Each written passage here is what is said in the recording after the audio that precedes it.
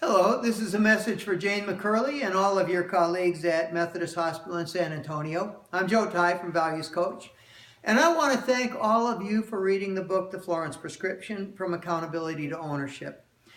You know, in his wonderful biography of Florence Nightingale, Mark Bostridge, in the very last paragraph of that book, he made a really important point. He said the problems that Florence Nightingale faced in her day, those are still our problems today. Quality, safety, public health. And you know, if Florence could come back today and walk through your hospital, any hospital, she would be absolutely blown away with our technology. The fact that we can turn on a light switch or an air conditioner, the fact that we can look inside a human body without cutting it open, the fact that we can take these tiny, fragile little packages of life that in her day were not viable at all and keep them alive in a NICU until they can grow up to become teenagers and break their parents' hearts. She would be amazed at that. But I think she would be heartbroken that some of the things that she worked on, like attitudes in the workplace, are still problems today. She would be appalled at the prevalence of terms like bullying, incivility, disengagement, compassion fatigue in the healthcare literature. And what she would tell us is that we really have to move from a focus on accountability, which is rules, which is holding people to a certain standard with the threat of punishment, to a culture of ownership, a culture where we have this sort of proceed until apprehended mindset. Because in today's complex, fast-changing, turbulent, hyper-competitive world, we need leadership in every corner, not just in the corner office.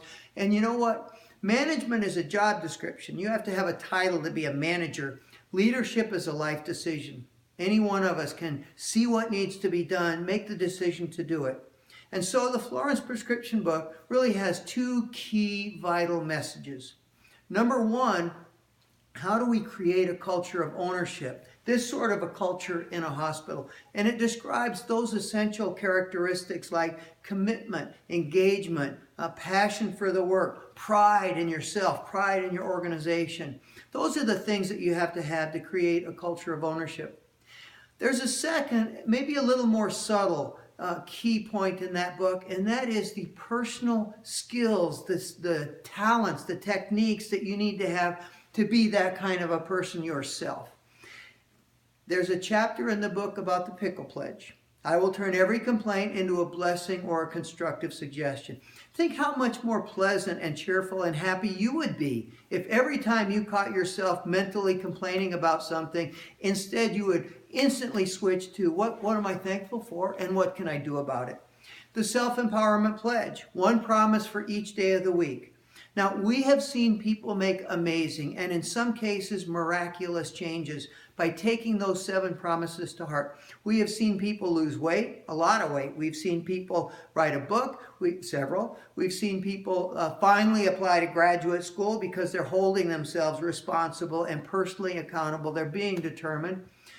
If you read the book, Chicken Soup for the Soul, Inspiration for Nurses, there's a story in there by my friend, colleague, and co-author Bob Dent called Promises about how a registered nurse broke a tenacious drug addiction by taking these promises to heart.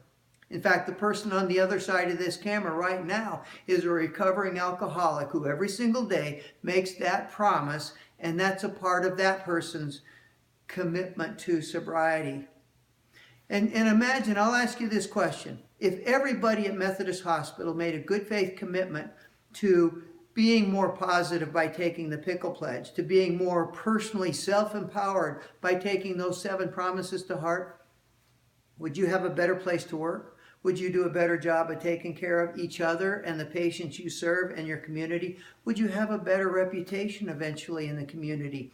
And of course, if you're being honest with yourself, the answer to all those questions is yes.